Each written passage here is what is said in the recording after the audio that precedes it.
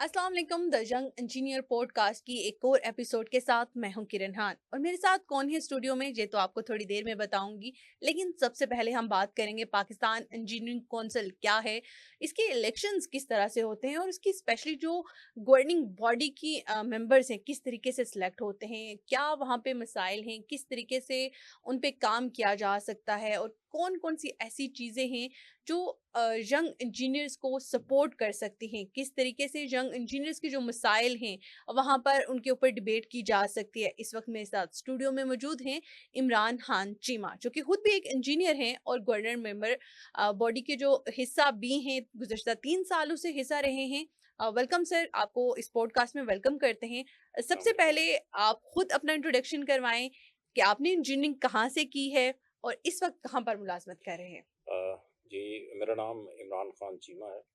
मैंने NED university में 1995 में मैंने institute of industrial electronics engineering से ग्रेजुएशन की और आफ्टर दैट फिर मैं डिफरेंट इंटरनेशनल और लोकल कंपनीज में जिनमें डेस्कॉन, सीमेंस, एबीबी, एवेंसियन और फिर जो है वो मैं वापस डेस्कॉन में इस वक्त हेड हूँ बिजनेस डेवलपमेंट का और I am responsible for infrastructure projects like okay. Moment Dam was one of my first assignment when I joined Descon back in 2018. So Alhamdulillah, I'm working with I'm proud of the company, which is the largest engineering enterprise in Pakistan, having more than once we had 1,000 engineers, but now still we have more than 700 engineers working with Descon Engineering. Okay, चलें sir, आपने अच्छा हुआ आपने पहले introduction करवा दिया और सबसे पहले इंफ्रास्ट्रक्चर की आपने बात की, तो वो मैं थोड़ा-सा आगे चल के आपसे इस बारे में गुफ्तगू भी करूँगी। अभी थोड़ा-सा लाइटर इस पॉडकास्ट को लेके चलते हैं। आपके बारे में तो जान लिया, लेकिन अब आप मुझे बताएँगे गुज़श्ता 3 सालों से आप इंजीनियरिंग काउंसिल का हिस्सा हैं। बेसिकली क्या-क्या काम हैं जो आपने 3 सालों में किए और आइंदा अभी क्योंकि फिर से इलेक्शंस आने वाले हैं, तो कौन से ऐसे काम रह गए हैं जो आप अब करना चाहेंगे और स्पेशली यंग इंजीनियर्स के लिए आपके पास ऐसा क्या प्रोजेक्ट है जो आप लाना चाहेंगे? देखिए, इसमें जाने से पहले सबसे इम्पोर्टेंट बात ये है कि मैं शायद इस वक्त भी शायद वाहिद गवर्निंग बॉडी का मेंबर हूँ जो कि एक कॉरपोरेट सेक्टर से as an employ governing body member हूँ और इसमें मैं बड़ा थैंकफुल हूँ अपनी हुँ, हुँ। ऑर्गेनाइजेशन का जिसने मुझे स्पेयर किया फॉर दिस एक्टिविटी। और मैंने इस जो हम लोग इससे पहले जो एक कल्चर है पाकिस्तान इंजीनियरिंग काउंसिल का, मोस्टली यहाँ पे लोग जो हैं वो एकेडेमिया से हैं या जो पब्लिक सेक्टर के ज़्यादातर रिटायर्ड लोग हैं, बहुत कम लोग हैं जो कि सर्विंग हैं, एकेडेमिया से सर्विंग लोग यहाँ मौजूद हैं। तो ये जो बैलेंस है पाकिस्तान इंजीनियरिंग काउंसिल का, देखिए Pakistan engineering council basically Pakistan का रेगुलेटर है for engineering education, engineering businesses, construction business and engineers. So एक जो पाकिस्तान इंजीनियरिंग काउंसिल की गवर्निंग बॉडी का जो बैलेंस है वो ही ऑनेस्टली जो है वो आउट ऑफ प्रोपोर्शन है कि यहाँ पे जो मेजॉरिटी है वो हुँ, हुँ। एकेडेमिया से लोगों की है, प्राइवेट सेक्टर से ना होने के बराबर हैं और यंग इंजीनियर्स की एज ए यंग इंजीनियर्स जो है हुँ। वो रिप्रेजेंटेशन ही नहीं है। मेरा मैं क्योंकि प्राइवेट सेक्टर से पाकिस्तान हुँ, में हुँ। जो बिजनेस है, पाकिस्तान की जो इस वक्त करंट इकोनॉमिक सिचुएशन है, उससे हमारा डायरेक्ट ताल्लुक है हुँ, हुँ। और स्पेशली एम्प्लॉयमेंट के हवाले से। मैंने जब से करियर अपना स्टार्ट किया तो मेरा हमेशा से एक बहुत जो पैशन होता था वो ये होता था कि मेरे पास कोई आए जिसके लिए मैं जॉब का अरेंजमेंट करूँ। तो मैंने देखना कि जब भी कभी यूईटी या एनईडी या नर्स्ट या यहाँ से कोई बच्चे आते थे जिनकी पोजीशन होल्डर्स होते थे तो उनका सीवी मेरे पास महीना 15 दिन से ज़्यादा नहीं रहता था। हुँ, हुँ। और फिर हमने वो टाइम मैंने देखा पिछले 5-6 साल में कि जो इवन टॉपर्स भी हैं हुँ, दे हुँ। वर लूकिंग फॉर जॉब्स। एग्ज़ैक्टली तो ऐसा ही है। सर यही क्वेश्चन भी मैं करने लगी थी कि यूनिवर्सिटीज़ में हर साल अगर 20,000 भी जो बच्चा है वो ग्रेजुएट होके निकलता है अगर, तो हम देखते हैं कि मार्केट में उसके लिए वो जॉब्स ही नहीं हैं। उसमें से हार्डली 500 भी बहुत मुश्किल से किसी को जॉब मिलती होगी। तो as being a member of governing body Pakistan engineering council, आप किस तरीके से इस मसले को हल कर सकते हैं? और फिर स्पेशली आप देखें यूनिवर्सिटीज़ इस सिलसिले में क्या करें? क्योंकि यूनिवर्सिटीज़ में हम देखते हैं कि सिर्फ ज़्यादा अगर 300 एक क्लास में बच्चे हैं या एक सेमेस्टर के अंदर हैं, तो उसमें सिर्फ 15 या 16 वो लोग हैं जिनके प्रोजेक्ट आखिर में आप देखते हैं कि बच्चों के लगाए। बाकी जो बच्चे हैं, क्या उनमें काबिलियत नहीं होती? उनको किस तरीके से आप लोग बीच में एडजस्ट करते हैं? देखिए इसमें आपने 2 सेक्टर्स को एक वक़्त में जो है वो टच किया। एक चीज़ है एकेडमिक्स, और उसमें भी पाकिस्तान इंजीनियरिंग काउंसिल ने ड्यूरिंग दिस टेन्योर जो है वो काफ़ी काम किया, कि हमने जो हमारे फाइनल ईयर के प्रोजेक्ट्स हैं उसकी फंडिंग हमने स्टार्ट की ताकि बच्चों को जो है वो एक एनकरेजमेंट मिले। और उसके अलावा हमने जो है उनकी सॉफ्ट स्किल्स के हवाले से जो है वो डिफरेंट कोर्सेज अरेंज किए। और इसके अलावा एक हमने ग्रेजुएट ट्रेनिंग प्रोग्राम स्टार्ट किया जो कि शायद पाकिस्तान में ये पहला प्रोग्राम था, जस्ट लाइक हाउस जॉब। क्योंकि जो इंजीनियर ग्रेजुएशन करके निकलता है वो बिल्कुल फ्रेश होता है, हम्म। और उसकी इंडस्ट्री में एक्सपोजर प्लस एक्सेप्टेंस दोनों में उसको चैलेंज आता है। बिल्कुल। तो हमने ये गवर्निंग बॉडी ने उस वक्त ये डिसाइड किया कि हम जो है वो जो ग्रेजुएट्स हैं उनका एक हम्म। ट्रेनिंग प्रोग्राम स्टार्ट करें all over the Pakistan. All over the Pakistan. Okay. उसमें ये था कि एक पोर्टल डिफाइन किया गया, वहाँ पे बच्चे अप्लाई करते थे, डिफरेंट प्राइवेट सेक्टर की जो इंडस्ट्री है उसके हम्म। साथ हम लोग कोऑर्डिनेशन में थे। प्रॉपर एक मतलब एक कमेटी थी जो इसको रन करती थी, और स्टिल वो कर रही है। और उसमें ये था कि वो जो पाकिस्तान इंजीनियरिंग काउंसिल जो है वो 30,000 जो है वो हम्म। स्टाइपेंड का जो है वो पोर्शन वो पे करेगी, और every come student. For every student. Okay. और 10,000 जो है वो नॉर्मली जो इंडस्ट्री है वो उसकी रिस्पॉन्सिबिलिटी थी पे करना। अब देखिए 10,000 में इंडस्ट्री को इंजीनियर मिल गया और इंजीनियर को जॉब मिल गई। हम्म। ठीक है, उसको एक 6 महीने का ट्रेनिंग प्रोग्राम के तहत उसको जॉब मिल गई। अगर वो परफॉर्म करता है तो वो डेफिनेटली इंडस्ट्री जो है वो उसको रिटेन करेगी। वो हम्म। नहीं परफॉर्म करता, उसके पास एक एक्सपीरियंस सर्टिफिकेट होता है, देन वो आगे मूव कर सकता है।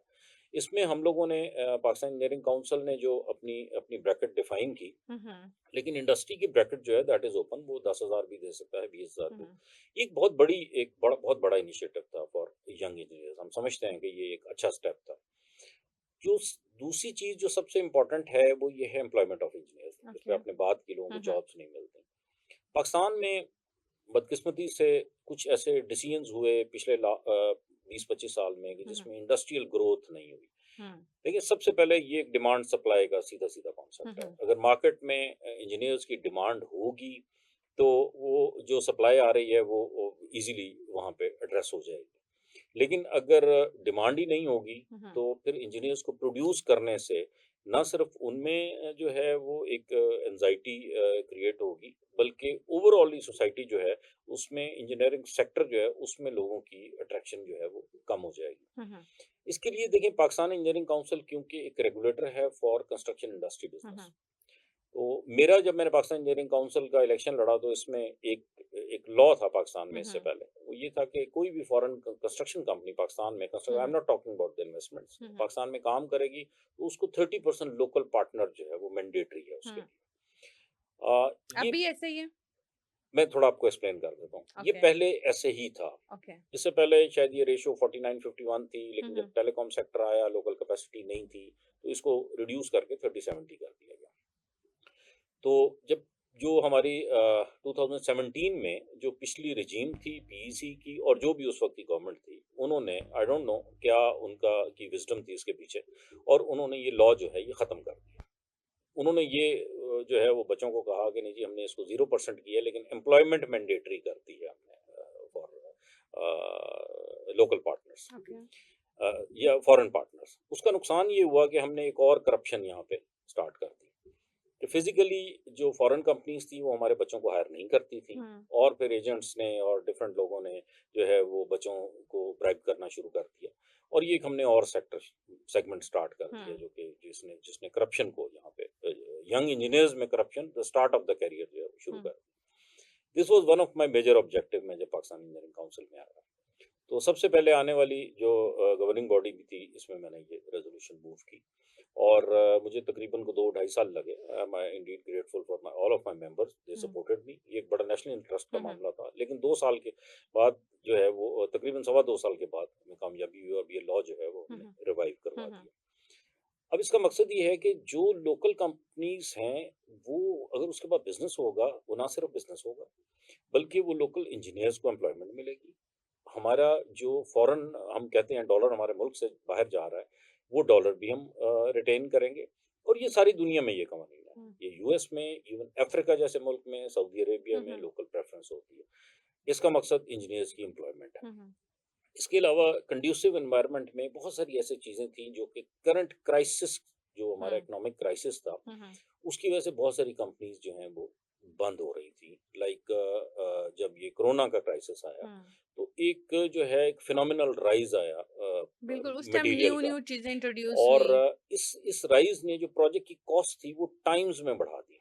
हुँ, और जब वो बढ़ गई कॉस्ट, तो अब जो कंस्ट्रक्टर था जिसने वो काम करना था, उसके वो बजट से बाहर हो गई। हुँ, और जो गवर्नमेंट थी उसका भी जो एलोकेटेड बजट था वो उससे भी बाहर। अब इस बी चीज़ को ब्रिज नहीं किया जा रहा था। हुँ। अब एक जो कॉन्ट्रैक्टर है उसकी अगर 1 करोड़ का उसका प्रोजेक्ट है, वो उसकी कॉस्ट ही 1.5 करोड़ या 2 करोड़ हो गई है, तो वो कैसे कंप्लीट करेगा? तो हमने फिर जो है वो गवर्नमेंट के साथ हम लोग बैठे, प्लानिंग कमीशन के साथ बैठे, पाकिस्तान इंजीनियरिंग काउंसिल के प्लेटफ़ॉर्म हुँ, से। हुँ। हम उनके साथ बैठे, हमने उसके साथ पूरी स्टैटिस्टिक पाकिस्तान में जितने भी प्रोजेक्ट ऑनगोइंग पीएसडीपी के थे उनसे डिस्कस किए, हुँ, और फिर एक प्राइस एस्केलेशन फ़ॉर्मूला ड्राइव कराया।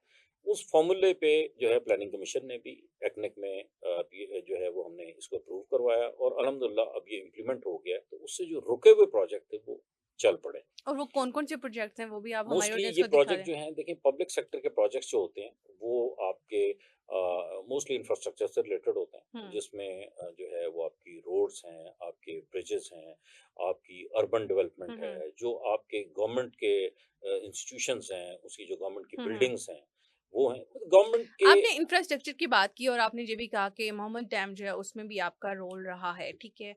लेकिन हम ये देखते हैं जो ब्रिजेस अगर वैसे हम आपको एक्सप्लेन मैं आपसे सीखना चाहती हूँ, मैं पूछना चाह रही हूँ कि जो डैम्स जो इंफ्रास्ट्रक्चर्स हम बना रहे हैं जैसे बाराको का हमने ज़िक्र करते हैं तो 3 दफ़ा वो गिरा। तो इसकी ज़िम्मेदारी इसके पीछे कौन होता है? क्या वजूहात होती हैं? उसमें क्या हमारे इंजीनियर्स की नाकामी होती है? किसकी होती है? उसके उसके पीछे उसका एक्चुअल हाथ किसका होता है? देखिए, ऐसा है कि ये एक बहुत अच्छा आपने सवाल किया है, क्योंकि मैं भी दुनिया में मुख्तलिफ मुल्कों हुँ, में हम हुँ। लोग घूमते हैं, और ये इंसिडेंट्स जो होते हैं दुनिया में बहुत रेयर हुँ, होते हैं। लोग अब इन प्रॉब्लम से बाहर निकल चुके हैं। हुँ, सबसे बड़ा जो प्रॉब्लम शायद हमारे कल्चर का है वो अकाउंटेबिलिटी का है। ठीक, कि जिसका भी कसूर है, अगर वो अकाउंटेबिलिटी उसकी नहीं हो रही, तो आपको कभी भी एक्चुअली एक तो ये है कि जो एक्चुअल आपका कल्प्रिट है उस तक आप पहुँच नहीं सकेंगे। तो ऐसी सिचुएशन में देखा ये जाता है कि डायरेक्ट रिस्पॉन्सिबिलिटी किसकी है। कोई भी प्रोजेक्ट होता है, इंफ्रास्ट्रक्चर का हो या किसी भी नेचर का प्रोजेक्ट हो, उसमें एक क्लाइंट होता है, एक कंसल्टेंट होता है और एक कंस्ट्रक्टर होता है। हुँ, और कंस्ट्रक्शन जो है वो कंस्ट्रक्टर ने करनी होती है। कंसल्टेंट जो होता है उसने वो प्रोजेक्ट को डिज़ाइन करना होता है, हुँ, और क्लाइंट जो होता है वो बेसिकली ओनर होता है उस हुँ, प्रोजेक्ट का। हमने पाकिस्तान इंजीनियरिंग काउंसिल में, ये मेरा ख्याल है 3rd लास्ट जीबी की बात है, क्वेटा में हमने इसकी अप्रूवल करवाई कि पाकिस्तान इंजीनियरिंग काउंसिल में एक मॉनिटरिंग एंड इवैल्यूएशन का जो है वो एक नोड क्रिएट की जाए, हुँ, ठीक है? एक प्रॉपर कमिटी बनाई जाए, जो कि कंस्ट्रक्टर्स के काम को भी इवैल्यूएट करे, ओके, कि उनकी परफॉर्मेंस चेक करे कि भई हुँ। जो-जो प्रोजेक्ट उन्होंने किए हैं उनकी क्या फेट रही है? क्या वो ये सिर्फ़ प्रोजेक्ट एग्ज़िस्ट क्वेटा के करते हैं? अंदर आपने नहीं, किया? नहीं, ये एक्चुअली हमारी जो गवर्निंग बॉडी की मीटिंग है वो हर जो है प्रोविंस में थी? प्रोविंशियल ओके, कैपिटल में एक-एक दफ़ा होती है। ओके। कन्वीनियंस पे भी होती है, और जैसे इस्लामाबाद हमारा सेंटर है तो यहाँ पे हुँ, हुँ, ज़रा फ्रीक्वेंसी ज़्यादा होती है।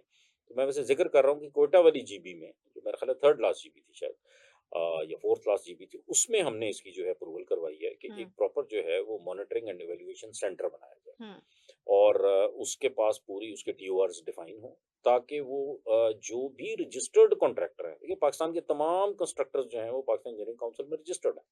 तो जब भी उनकी रिन्यूअल की जाए, तो उनके जो प्रीवियस प्रोजेक्ट्स हैं और जो उनके ऑनगोइंग प्रोजेक्ट्स हैं, उनको विज़िट किया जाए और क्लाइंट की फीडबैक ली जाए। ये जो वाक़या वाक़या आपने बताया, जैसे बाराको का प्रोजेक्ट है और ये बहुत बड़ा सीरीज़, इसी और तरह 3 दफ़ा चंद ये साल पहले, हाँ, ऑलमोस्ट बिल्कुल चंद गिरा। साल पहले कराची में भी एक इस तरह हुँ, का हुँ, इंसिडेंट हुआ था कि ब्रिज बिल्कुल ऐसा कोलैप्स ही कर है। गया था और उसमें बहुत सारी कैज़ुअलिटीज़ भी हुई थी। प्रॉब्लम ही यही थी कि क्योंकि कोई मैकेनिज़्म मौजूद नहीं है, हुँ, ठीक है? हमारे मुल्क में अकाउंटेबिलिटी का, तो इसलिए जब रेगुलेटर जो है, हमने उसकी अप्रूवल करवा ली है। अभी तक उसकी जो जो नोड है वो समझ लें उसको फिज़िकली अभी तक जो है उसके ऊपर इम्प्लीमेंटेशन नहीं हुई। बहुत सारे ऑब्जेक्टिव्स होते हैं जिनको हम लोग हर गवर्निंग बॉडी में लेके जाते हैं, कंस्ट्रक्शन इंडस्ट्री से रिलेटेड हों, यंग इंजीनियर्स से हों या एकेडेमिया के हवाले से हों।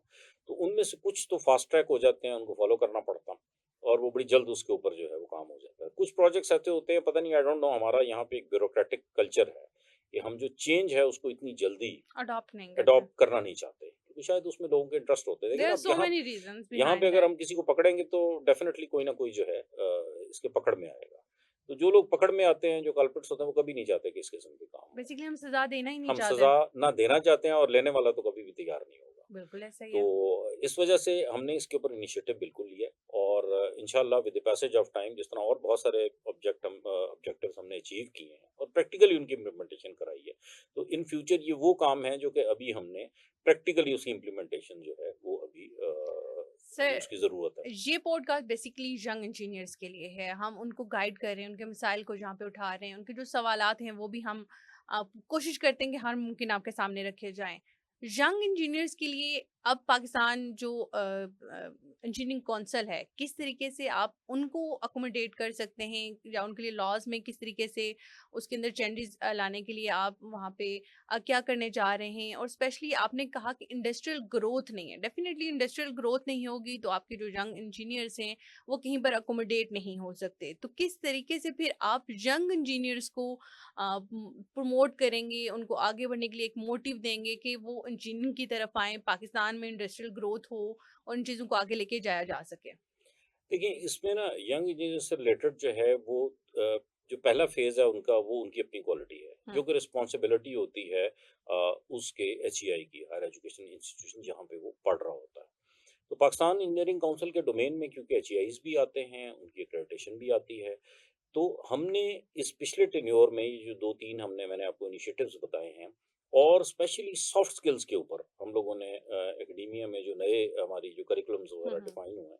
देखिए, हर सेक्टर की एक तो सब्जेक्ट मैटर स्पेशलिटी होती है, हुँ, लेकिन कुछ एरियाज़ ऐसे होते हैं जो कि शायद आपके प्रोफ़ेशन की हमेशा रिक्वायरमेंट रहते हैं, जो कि आप passage with the passage of time सीखते हैं। अब इंजीनियर टेक्निकली तो ठीक होता है, साउंड होता है, लेकिन उसकी एडमिनिस्ट्रेटिव स्किल्स, उसकी फाइनेंशियल स्किल्स, उसकी कम्युनिकेशन स्किल्स, उसकी प्रेज़ेंटेशन स्किल, इसमें जो है वो उसकी थोड़ा लैक करता है वो। इसकी वजह से वो कॉन्फिडेंस गेन नहीं करता। तो पाकिस्तान इंजीनियरिंग काउंसिल ने इस जो हमारा पिछला टेन्योर है, इसमें यंग इंजीनियर्स के लिए हमने जो एकेडेमिया है उसको सबसे ज़्यादा इस पे हमने ज़ोर दिया है कि सॉफ्ट स्किल्स के ऊपर जो है along with the technical skills जो है इस पे काम किया जाए और सबने ही अपने कोर्सेज में इसको जो है वो मैं अभी भी इसको एक्सेप्ट करता हूँ कि शायद अप टू द मार्क अभी भी नहीं है। लेकिन अब हर किसी ने रियलाइज़ किया है कि ये जो है ये हर इंजीनियर की एक पर्सनैलिटी ग्रोथ के लिए that is very important, number 1। Number 2 आपने जो बात की वो है उनकी एम्प्लॉयबिलिटी के लिए। जब क्वालिटी ठीक होती है तो फिर उसकी एम्प्लॉयमेंट की प्रोबेबिलिटी बढ़ जाती है। उसमें आपके पास 2 सेक्टर्स हैं, एक पाकिस्तान के अंदर है जो इंडस्ट्री है और दूसरा आपकी ओवरसीज़ एम्प्लॉयमेंट है। हुँ, अ, पाकिस्तान के अंदर इंडस्ट्री के लिए जैसे मैंने बताया 30-70 की रिवाइवल और जो इंडस्ट्री से रिलेटेड जो चैलेंजेस थे पाकिस्तान में, उनको हमने रेक्टिफ़ाई उसको मैं थोड़ी-सी आपको उसकी मैं ब्रीफ़ आपको बता दूँगा। रेक्टिफ़ाई करने की कोशिश की है ताकि जो है वो इंडस्ट्री का पहिया चले। अगर इंडस्ट्री का पहिया चलेगा तो इंजीनियर्स को एम्प्लॉयमेंट मिलती जाएगी। अब देखें जैसे मैं अभी मिसाल दे रहा था अभी 2-3 जो बड़े प्रोजेक्ट्स पाकिस्तान में हैं। अब मोमेंट डैम का प्रोजेक्ट है। उसमें जॉइंट वेंचर है बेसिकली डेस्कॉन इंजीनियरिंग का और सीजीजीसी का और ऑलमोस्ट वहाँ पे ये 10,000 लोगों की साइट है। दोनों हुँ, साइडों पे रिवर के बोथ बैंक्स के ऊपर 5,000 पीपल काम कर रहे हैं और दोनों के पास कम से कम मेरा ख्याल है कोई मोर देन 100 इंजीनियर्स भी हैं। तो अब जैसे-जैसे प्रोजेक्ट्स आ रहे हैं, उसमें इंजीनियर्स की अकोमोडेशन हो रही है। लेकिन क्योंकि जो करंट फाइनेंशियल क्राइसिस है, ये पाकिस्तान में ही नहीं है, ये दुनिया के दूसरे मुल्कों में भी है। हम क्योंकि ऑलरेडी एक बॉर्डर लाइन पे एग्ज़िस्ट करते थे, तो इस वजह से हमें जो है इसका सोशल इम्पैक्ट और प्रोफ़ेशनल इम्पैक्ट पाकिस्तान में इंजीनियरिंग कम्युनिटी पे सबसे ज़्यादा है। इसमें आने वाले वक़्त में जो हम इरादा रखते हैं और इंशाल्लाह इसके ऊपर जो है वो हम लोगों ने एक पूरा एक प्लान जो है वो चार्ट आउट किया है और इसमें मुझे एक एडवांटेज आया कि मेरी organization is one of the few organization जो ऑलरेडी पिछले 40 साल से इसके ऊपर काम कर रही है, जो कि कंपैरेटिवली लो हैंगिंग फ्रूट है, वो that is export of our resources, ठीक है? जिससे आपकी फॉरेन रेमिटेंस भी बढ़ेगी। देखिए, हमारे साथ पड़ोस में हमारे मुल्क है इंडिया, उसकी इस वक़्त जो है वो जो ग्रोथ है वो सबके सामने है। एग्ज़ैक्टली। और मैं पिछले 25 साल से 30 साल से मुल्क से बाहर जा रहा हूँ। हमने जो चीज़ देखी कि उन्होंने स्टार्ट में सबसे पहले अपने जो टेक्निकल रिसोर्सेज़ थे उनको एक्सपोर्ट करना शुरू किया। और आहिस्ता-आहिस्ता दुनिया में इस वक़्त दुनिया की जितनी टॉप ऑफ लाइन कंपनीज़ हैं, हुँ, उनमें जो है वो टॉप स्लॉट्स के ऊपर आपको इंडियंस जो हैं वो मिलते हैं, हर मिलते हैं, साइड चाहे वो हर आप जगह, किसी भी मुल्क में बात किसी भी करें, मुल्क में सबसे चले जाएँ, ज़्यादा इंडियंस आपको इंडियंस। मिलेंगे। देखिए, ये एक बहुत अच्छी उनकी स्ट्रैटेजी थी। मैं पिछले दिनों मेरे साथ एक कोलीग रहा एबीबी में दुबई में, वो इंडियन था। चंडीगढ़ का वो रहने वाला था। तो पिछले दिनों मेरा उससे कॉन्टैक्ट हुआ तो मैंने उससे पूछा कि अब आजकल किधर है? आई वाज़ एक्सपेक्टिंग कि या वो स्विट्ज़रलैंड चला गया होगा या जो हमारी फैक्ट्रीज़ थी। उसने कहा नहीं मैं इंडिया वापस आ गया। अब देखें उस शख्स ने 10 साल तक दुनिया की अच्छी कंपनीज़ में काम किया और वो एक हुँ, ऐसा अच्छा रिसोर्स बन गया। अब उस मुल्क में क्योंकि खुद ग्रोथ हो रही है और लोगों ने वापस आना है और वो लोग वहाँ पे काम कर रहे हैं। हम शायद जो हैं हमें ये दोनों एरियाज़ एड्रेस करने की ज़रूरत है। ये कभी भी एक अच्छी बात नहीं होती कि आपका ब्रेन ड्रेन हो। लेकिन अगर आपके मुल्क में इस वक़्त चैलेंजेस बढ़ गए हैं, तो हमें दोनों एरियाज़ को एक वक़्त में एड्रेस करना है। जो हमारे पास रिसोर्स अवेलेबल हैं, उनको एप्रोप्रिएट जगहों पे उनको अपॉर्च्युनिटीज़ प्रोवाइड की जाएँ। पाकिस्तान इंजीनियरिंग काउंसिल जो है, वो उसमें एक पोर्टल डेवलप कर सकता है। ऑलरेडी पोर्टल मौजूद है, हुँ, लेकिन शायद उसकी यूटिलाइज़ेशन उस तरह नहीं है, जिस तरह की जानी होनी चाहिए। चाहिए। ताकि जो है वो रिसोर्सेज़ की requirement all over the world जहाँ-जहाँ पे है, उसको आइडेंटिफ़ाई किया जाए। और फिर हम जो है अपने इंजीनियर्स के इंटरव्यूज़ अरेंज करें और उनको हम जो है वो उन मुल्कों में जो है वो जॉब्स की अपॉर्च्युनिटी जो है वो प्रोवाइड करें। और इन पैरेलल जो लोकल इंडस्ट्री है उसके लिए हम जो है वो डिफरेंट देखिए पाकिस्तान इंजीनियरिंग काउंसिल का एक बहुत बड़ा रोल है। ये एक्ट में मौजूद है कि पाकिस्तान इंजीनियरिंग काउंसिल जो है उसने फेडरल गवर्नमेंट के लिए थिंक टैंक का रोल प्ले करना है और ये बहुत बड़ी ज़िम्मेदारी है। इसमें जो आपके इस वक़्त इंजीनियरिंग क्राइसिस जिन-जिन एरियाज़ में है, लाइक वाटर है, लाइक एनर्जी है, आपकी एग्रीकल्चर है और दूसरी आपकी इंडस्ट्री है, उससे रिलेटेड पाकिस्तान इंजीनियरिंग काउंसिल जो है वो अपनी एग्रीकल्चर पे तो बहुत है काम अगर जी, किया जी। जाए पाकिस्तान क्योंकि एक एग्रीकल्चर कंट्री भी है तो उस हवाले से आप लोगों के माइंड में कोई प्लान है पीएससी किसी तरीके से इसमें लोगों को एडजस्ट कर सके? इसमें देखें एक थोड़ा-सा मैं इसमें क्लैरिफ़ाई कर दूँ कि Pakistan engineering council is a regulator. Hmm, Pakistan engineering council is not a job provider, hmm, ठीक है? Pakistan engineering council is responsible for the environment, hmm. ठीक है? एजुकेशन में लेकिन मसाइल एक की बात अच्छा करना इसमें उनको हमने जी वहां बिल्कुल, तक पहुंचाना ये तो ये बेसिक राइट बिल्कुल है। जो आपका इंजीनियरिंग फोरम्स हैं उनकी रिस्पॉन्सिबिलिटी है ये। इस सिलसिले में हमारी इस रिजीम में भी जो है वो डिफरेंट हमने जो है वो कमिटीज़ बनाई जिसमें वाटर से रिलेटेड, एग्रीकल्चर से रिलेटेड और इंडस्ट्री से रिलेटेड जिसमें डिफरेंट किस्म के मुझे एग्जैक्ट नंबर्स तो नहीं याद लेकिन फेडरल गवर्नमेंट को जो है वो हमने डिफरेंट जो सजेशंस हैं और हम्म, सब्जेक्ट मैटर स्पेशलिस्ट हमने इसमें एंगेज हम्म, किए। कुछ जीबी के मेंबर्स थे और कुछ जो हैं वो रेलेवेंट सेक्टर में जो एक्सपर्ट्स हम्म, थे उनसे हमने जो है कंसल्टेंट से हमने राय ली हम्म, और फेडरल गवर्नमेंट को हमने जो है वो हम्म। उसकी हमने एडवाइजेस भेजी हैं। वाटर के तो बेसिकली काम करने के लिए बहुत है बलूचिस्तान में अगर वाटर के ऊपर देखा जाए वहाँ पे तो पानी की बिल्कुल ही बहुत मसाइल की कमी है। सिंध की बात की जाए तो उसके ऊपर डेफिनेटली एक्चुअली एक ये बहुत अच्छे। बड़ा एक पाकिस्तान में चैलेंज है कि जब हमारे पास पानी आ जाता है तो वो हमसे संभलता नहीं है हम्म, और वो फ्लड की सूरत बन जाती है। एग्जैक्टली। और जिस वक्त हमें पानी की ज़रूरत होती है उस वक्त हमारे पास पानी नहीं होता। और तो बेसिक नीड्स भी आपकी कोई पानी के साथ होती हैं और जो बहुत सारे एरियाज में बहुत मेजर क्राइसिस की सूरत में सामने आता है लेकिन इसके बावजूद पाकिस्तान उस पर कुछ नहीं कर पा रहा। देखें आप कुछ ऐसी तल्ख़ हकीकतें जो हमें एक्सेप्ट कर लेनी चाहिए। अगर डिसीजंस इतने सही हो रहे होते, तो पाकिस्तान दुनिया का सबसे बड़ा एग्रीकल्चर सिस्टम जो है, वो रन करने वाला कंट्री जो है, उसमें कभी भी फूड सिक्योरिटी के इश्यूज़ नहीं आने चाहिए थे। दैट मीन्स कि कुछ फ़ैसले जो हैं, वो या गलत हुए हैं या वो देर से हुए हैं। हम्म। हमने अपने जो पोटेंशियल एरियाज़ थे, जो मेरे अल्लाह ख्याल से ताला हम ने सीखने की कोशिश भी नहीं नहीं करे अभी करते। तक। देखिए, अल्लाह ताला के निज़ाम में मैंने एक चीज़ दुनिया घूमने में देखी है कि अल्लाह ताला ने इंसान को जिस खित्ते में पैदा किया होता है, हम्म, अल्लाह अल्लाह ताला ने उसी खित्ते में उसकी ज़िंदगी का सर्वाइवल और उसकी ज़िंदगी की तरक्की दोनों के रिसोर्सेज़ जो अल्लाह ताला ने वहाँ पे रखे होते हैं।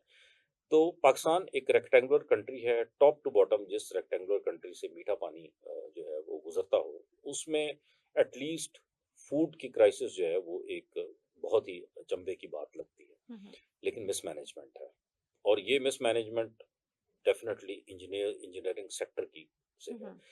यहाँ पे एक और बड़ा चैलेंज है पाकिस्तान में कि इससे पहले ये जो इदारे थे इन सब सर यहाँ पे एक चीज की क्लैरिफिकेशन लेना चाहूंगी। आपने कहा कि इंजीनियर सेक्टर में ये फ्लॉज हैं। इंजीनियर सेक्टर्स में इसको थोड़ा सा आपके किस तरीके से फ्लॉज हैं और कौन से ऐसे फ्लॉज हैं जिनको बेहतर करने की जरूरत है? देखें इंजीनियरिंग सेक्टर के जो फ्लॉज हैं उसमें उसकी भी एक छोटी सी हिस्ट्री है। हम्म, ये तमाम जो पाकिस्तान में इदारे हैं जो कि एग्रीकल्चर को, इरिगेशन को, आपकी एनर्जी को कंट्रोल करते थे, हम्म, ये इन सब के जो हेड्स होते थे, ये हमेशा से होम ग्रोन होते थे हम्म, और वो इन इदारों की के मसाइल को भी और इस टेक्नोलॉजी को भी और अपनी रिस्पॉन्सिबिलिटीज़ को हम्म, भी समझते थे। हम्म, पिछले पाकिस्तान में कुछ दहाइयों से ये एक बड़ी बड़ी अजीबो-गरीब सी चेंज आई है, जो कि पाकिस्तान इंजीनियरिंग काउंसिल में आने वाली तकरीबन तमाम इस वक़्त जो है लीडरशिप जितनी भी आई है, उस सब की ये ज़िम्मेदारी रही है कि इसको रिज़ॉल्व किया जाए कि हमारे इंजीनियरिंग इंस्टीट्यूशंस के ऊपर नॉन इंजीनियर्स जो हैं, वो डिसीजन मेकर्स जो हैं, वो आ गए हैं। वो चाहे एस्टेब्लिशमेंट से आए हैं, चाहे वो ब्यूरोक्रेसी से आए हैं। उसकी वजह से जो आउटकम है उन डिपार्टमेंट्स की या जो परफॉर्मेंस है वो इफ़ेक्ट हो गई है। बिकॉज़ वो शायद उस इदारे की जो एक्चुअल क्या कहते हैं एक्टिविटीज़ हैं या जो एक्चुअल रिस्पॉन्सिबिलिटीज़ हैं उनको शायद वो अंडरस्टैंड भी नहीं कर सकते।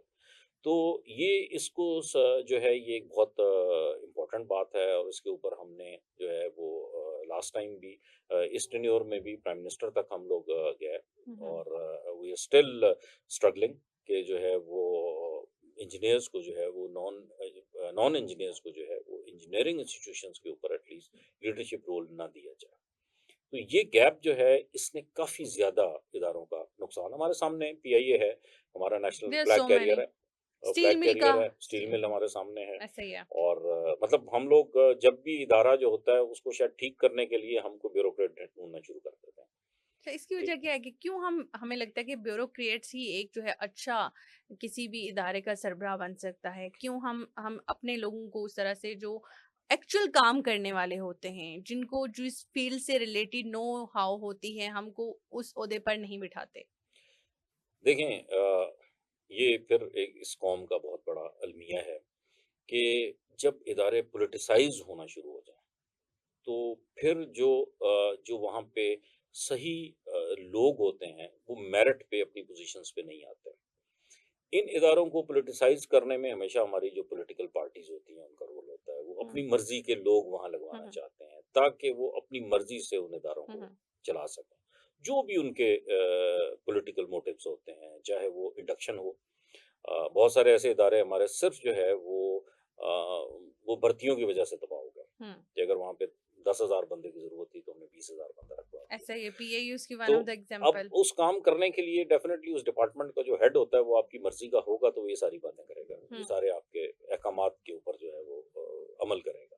ये यहाँ से ये मेरा ख़्याल है ये सिलसिला सर स्टार्ट हुआ यही है। तो मसाइल थे जो पीईसी ने हल करने थे। इन्हीं के देखिए ऊपर तो बातचीत हाँ, ये करनी बात थी। बिल्कुल आपकी ठीक है कि वैसे तो ये एग्ज़ेक्टिव का डिसीज़न है, जो पाकिस्तान में जो आपके जो हुकूमत होती है, जो हुँ, मिनिस्ट्रीज़ होती हैं, हुँ, जो सेक्रेटेरिएट होता है, जो कि आपके मुल्क को रन कर रहा होता है। बेसिकली रिस्पॉन्सिबिलिटी ये उनकी होती है। हुँ, लेकिन Pakistan engineering council being regulator and the think tank, ये पाकिस्तान इंजीनियरिंग काउंसिल की भारी ज़िम्मेदारी है कि वो फेडरल गवर्नमेंट को हर जगह पे इन मसाइल की निशानदेही करे और इसके सॉल्यूशन की तरफ जो है ना, हुँ, वो पाकिस्तान इंजीनियरिंग काउंसिल गवर्नमेंट का जो है वो तवज्जो हुँ, दिलाए। हुँ, हम ये समझते हैं ऑनेस्टली मैंने अपने 3 साल के इस टेन्योर में जो चीज़ देखी अ, वो वो ये थी कि पाकिस्तान इंजीनियरिंग काउंसिल ने ज़्यादातर रोल जो है वो अपने रूटीन वर्क तक महदूद रखा।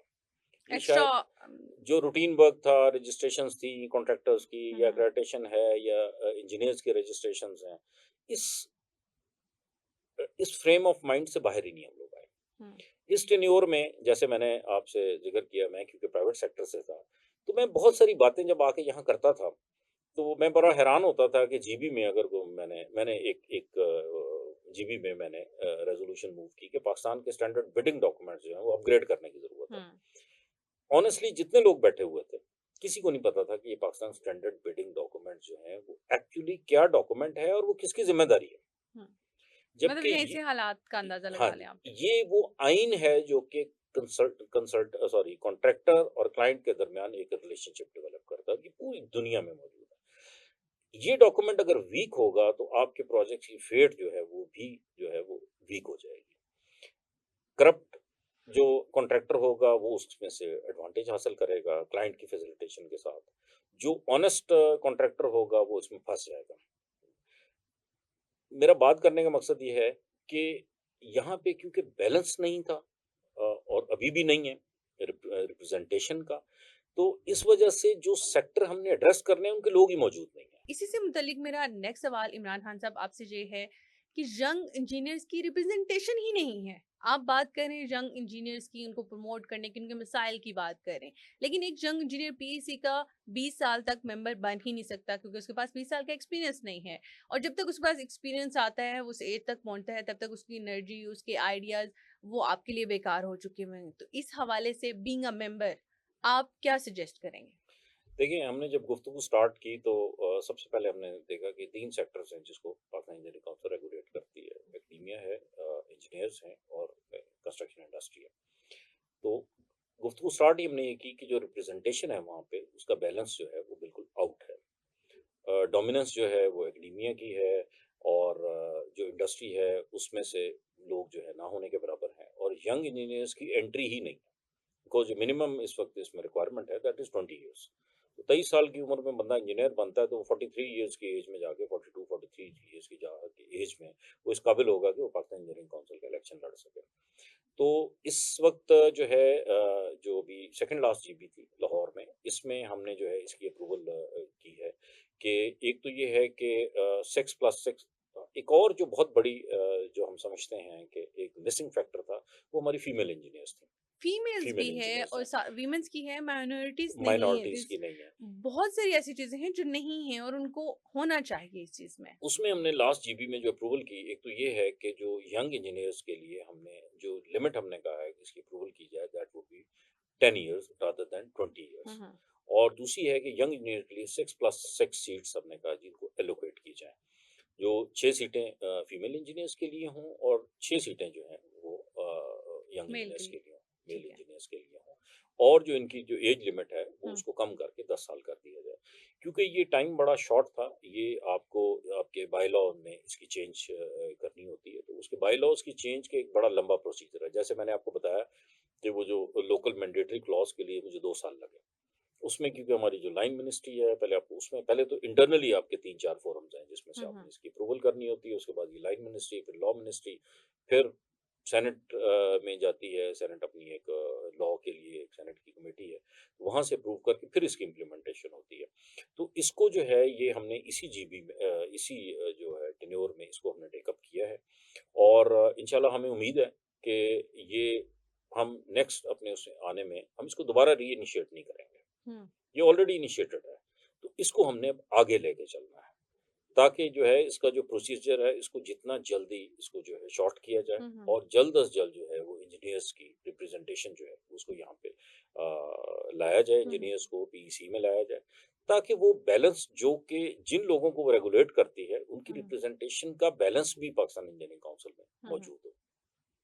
एग्जैक्टली ये चीज तो हमने बात करी, लेकिन एक साथ इंसिडेंट हुआ था 5 दिसंबर 2023 को बाराको के अंदर। एक इंजीनियर और उनकी वाइफ को कत्ल कर दिया गया और उनके 18 माह की सिर्फ बेटी थी। तो उस हवाले से पीईसी का किरदार आप क्या देख रहे हैं कि क्या पीईसी ने उसके लिए इनिशिएटिव लिया? देखें, यकीनन ये एक बहुत ही अफ़सोसनाक वाक़या था। इस मुल्क की ये भी एक हमारी एक क्या कह सकते हैं आप, ये डिलेमा है कि इस मुल्क में लॉ एंड ऑर्डर की सिचुएशन भी जो है वो हम्म। भी अकाउंटेबिलिटी ना होने की वजह से वो वर्स्ट हो गई है। जब हम्म। लोगों को सजाएं नहीं होती तो क्राइम ऑटोमेटिकली बढ़ जाता है। और हमारे बहुत सारे इंजीनियर्स पिछले दिनों आपने सुना होगा एनईडी यूनिवर्सिटी के कराची में 3-4 ये स्नैचिंग के दौरान भी जो है इंजीनियर्स हमारे वहाँ पे शहीद कर दिए गए। बल्कि एक एनईडी यूनिवर्सिटी का टॉपर था जिसको एक मोबाइल कितनी उसकी वर्थ होती है, पाँच हम्म। दस हज़ार, 20, हम्म। 50 हज़ार, लाख रुपया, किसी की कीमती बच्चा जो है वो ऐसा ही उसमें है। चला जाता।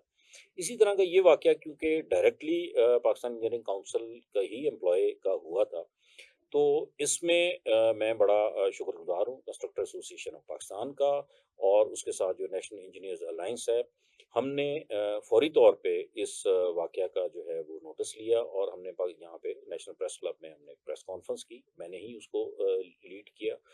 कैब के चेयरमैन जो इशफाक शाह साहब हैं, उन्होंने ही बेसिकली आई कैन से कि उन्होंने ओवरऑल ये सारा अरेंजमेंट को लीड किया। जीबी की तरफ से मैं था और इसी तरह कराची में भी हमने इसके ऊपर जो है वो एक प्रेस कॉन्फ्रेंस की। हमारा एक ऑब्जेक्टिव ये था कि इसका लेवल रेज़ किया जाए। हम्म। आपको ये अंदाज़ा है कि हमारे मुल्क में जो केसेज़ होते हैं, बहुत सारे ऐसे वाक़यात होते हैं जो दब जाते हैं क्योंकि हम्म। उनका आवाज उनको उठाने उनकी वाला कोई आवाज़ नहीं होता। उठाने वाला कोई नहीं होता। ये वाक़या बड़ा तकलीफ़देह इसलिए था कि माँ और जो है वो बाप दोनों ही मर्डर हो गए और एक 18 माह की बच्ची जो है वो सिर्फ़ बच सकी। और बदकिस्मती एक फैमिली की ऐसी कि यही जो हमारा कुलीग था आसिम लांग, ये तकरीबन इसी उम्र का था जिस उम्र की इसकी बेटी है, जब इनके वालिद मर्डर हुए थे, जो अपने फैमिली डिस्प्यूट में मर्डर हुए थे। तो आप मिज़रीज़ का आइडिया लगा सकती हैं कि उसकी वालिदा की, कि पहले उन्होंने अपना एग्जैक्टली। हस्बैंड लूज़ किया, फिर उन्होंने अपना बेटा लूज़ किया। तो आसिम लांग की एक हमशीरा हैं जो कि सिविल इंजीनियर हैं, और उसके साथ जो है वो समझ लें कि इस वक़्त जो फर्स्ट रिलेशन है वो आसिम लांग की बहन है, बेटी है और उसकी वालिदा हम्म। है। हम्म। तो पहले तो हमने एडमिनिस्ट्रेटिवली इसको टेक अप किया, और जो है I also met with the interior minister जो हम्म। उस वक़्त थे, सरफराज बुग्टी। उन्होंने हमें बहुत सपोर्ट किया, आईजी ने जो है वो फौरी तौर पे एक्शन लिया, एक टीम बनाई। हम्म। लेकिन बदकिस्मती हमारे मुल्क में ये है कि जब तक मुद्दई फॉलो ना करे और हम्म। मुद्दई स्ट्रॉन्ग ना हो, तो तब तक जो मुजरिम होता है फैसले वो नहीं बड़ा आते हैं। प्रोटेक्टेड रहता है। उस सेक्टर को तो हम सेपरेट देख रहे हैं, उसमें हम लोग खुद पर्सनली भी, मैं खुद भी उसको जो है वो कोशिश कर रहा हूँ कि जितनी भी हेल्प कर सकूँ। लेकिन पाकिस्तान इंजीनियरिंग काउंसिल के अंदर क्योंकि हम एक रेगुलेटर हैं, तो हमारे इख्तियारात भी ज़्यादा हैं। हम्म। तो अभी जो गवर्निंग बॉडी की मीटिंग हुई है, इसमें जो है वो मैंने ही ये रेज़ोल्यूशन जो है वो मूव की कि एक जो है उस फैमिली को एक सब्सटेंशियल जो है वो अमाउंट उसके लिए एलोकेट कर दी जाए, ताकि वो हम्म। बच्ची जो है, वो एक बच्ची और उसकी उसकी दादी, जो कि आसिम लांग की वालिदा है, हम्म। वो अपनी एक बाइज़्ज़त ज़िंदगी गुज़ार सकें और वो बच्ची वो तालीम हासिल कर सके जो उसके वालिद ने उसको हम्म। दिलवानी थी। अब क्योंकि एक्चुअल गार्डियन जो है वो आसिम लांग की हमशीरा हैं और वो सिविल इंजीनियर हैं, तो कंपैशनेट ग्राउंड पे इस चीज़ को भी मैंने मूव किया कि जी उनको जॉब जो है वो पाकिस्तान इंजीनियरिंग काउंसिल में हम्म। आसिम लांग की जगह वो पोस्ट भी खाली है। हम्म। तो उसकी जगह पे उसकी बहन को जो है वो जॉब दी जाए, ताकि वो भी एक इत्मीनान के साथ अपने भाई की बेटी की जिंदगी। टेक केयर कर सके और उसकी अपनी वालिदा की भी टेक केयर कर हम्म। सके।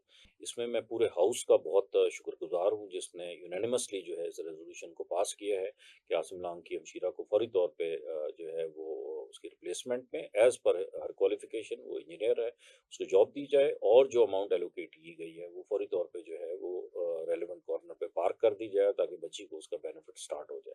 इसके लिए मैं गवर्निंग बॉडी का बहुत शुक्रगुज़ार हूँ, चेयरमैन साहब का बहुत शुक्रगुज़ार हूँ, और जो रजिस्ट्रार साहब हैं डॉक्टर नासिर महमूद साहब, बेसिकली उन्होंने ही अब ये सारे एक्टिविटी को एग्जीक्यूट करना है, उनका शुक्रगुज़ार हूँ कि जिन्होंने इस सारी एक्टिविटी में मेरा बहुत साथ दिया है।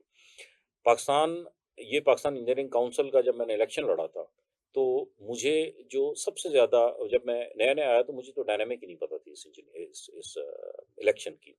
तो जिन लोगों से मेरा सबसे पहले वास्ता पड़ा other than my private sector, तो वो कर्तबा इंजीनियरिंग फोरम था। तो मुझे ये सुन के बड़ी खुशी हुई कि ये एक पॉलिटिकल फोरम नहीं है। ये लोग कैंडिडेट्स के जो सीवीज़ हैं उनको एक प्रॉपर्ली स्टडी करते हैं और उसके बाद ये डिसाइड करते हैं। ये नहीं देखते कि भई ये बंदा जो है वो सेक्रेटरी है या ये जो है वो वाइस चांसलर है। ये देखते हैं कि ये बंदा हमारे इस जो इंजीनियरिंग कम्युनिटी है उसके लिए कितना इफ़ेक्टिव हो सकता है। तो जब मैंने पिछला इलेक्शन भी जो है अल्लाह ताला ने मुझे कामयाबी दी, इसके लिए मैं बहुत थैंकफुल हूँ कर्तबा इंजीनियरिंग फोरम का, जिन्होंने मेरे बाकी साथियों के साथ, कंस्ट्रक्टर एसोसिएशन के साथ मिल के जो है वो मुझे कामयाबी दिलाई। और आने वाले इलेक्शन में भी जो है I am again grateful to them कि शायद पिछले टाइम में हम लोग उतने करीब रह के काम नहीं कर सके, लेकिन अब हम लोग प्रैक्टिकली जो कुर्तबा इंजीनियरिंग फोरम के तमाम जो मेंबर्स हैं और उसके अलावा जो उनकी लीडरशिप है जिसमें स्पेशली हसन सुलहरी साहब हैं, और उनके साथ मिल के हम पाकिस्तान इंजीनियरिंग काउंसिल के अब इलेक्शन में जो है वो जा रहे हैं। हम ना सिर्फ इनकी इन्वॉल्वमेंट एज ए वोटर्स है, बल्कि ये हमारे मेजर जो है, हम ये कहते हैं कि ये हमारी एक रिकमेंडेशन का थिंक टैंक भी है, ताकि जो कैंडिडेट्स की नॉमिनेशंस है, इसमें भी जो है हम समझते हैं कि ये फोरम जो है एज ए यंग इंजीनियर्स की रिप्रेजेंटेशन जो है वो हमारे साथ कंट्रीब्यूट कर रहा है, और हम उम्मीद करते हैं कि ऐसे साथियों के साथ मिल के कंस्ट्रक्टर एसोसिएशन ऑफ पाकिस्तान, कर्तबा इंजीनियरिंग फोरम और बहुत सारे ऐसे फोरम्स हैं जो कि अब दिन ब दिन हम लोग इकट्ठे होते जा रहे हैं। मिल के हम लोगों को अल्लाह ताला कामयाबी दे, और जिन मकासद के लिए हम लोगों ने पाकिस्तान इंजीनियरिंग काउंसिल का इलेक्शन लड़ रहे हैं, अल्लाह ताला उनको भी पूरा करने की और अपनी कमिटमेंट्स को पूरा करने की अल्लाह ताला तौफीक दे। चलिए जी, आमीन। Best of luck. Thank you so much Imran Khan साहब, जीमा साहब, कि आपने अपना कीमती वक्त दिया और बहुत ही एक इंफॉर्मेशन जो है यंग इंजीनियर्स के लिए, ये पॉडकास्ट क्योंकि सिर्फ और सिर्फ उन्हीं के लिए है, तो हमने भरपूर कोशिश की कि जो आपके माइंड में सवाल हैं, जो चीज़ें हैं, उनको हल किया जाए, और जैसे उन्होंने अपने इनिशिएटिव्स बताए, अपने काम बताए, तो इसी तरह किसी एक और एपिसोड के साथ दोबारा से हाजिर होंगे। तब तक के लिए मुझे दीजिए इजाज़त। अल्लाह हाफ़िज़।